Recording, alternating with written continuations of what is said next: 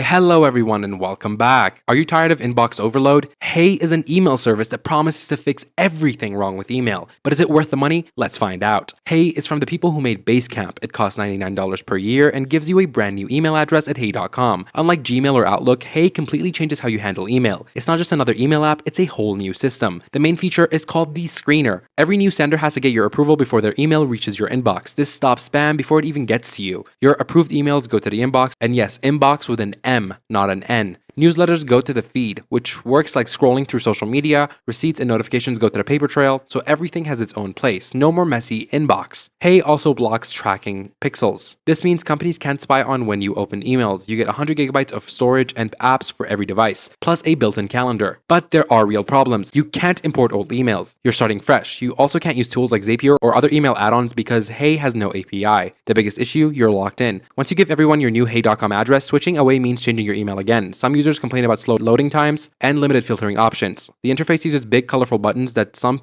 people find childish. Personal use costs $99 yearly. Custom domain email is $12 per user per month. There's a family plan for $179 that covers 4 people. Hey works great if you want to completely change how you do email and you value privacy. But if you need flexibility or business integration, stick with Gmail or Outlook. It's not for everyone, but for the right person, it's fantastic. That's it for today's video. I hope you enjoyed, and I'll see you in the next one.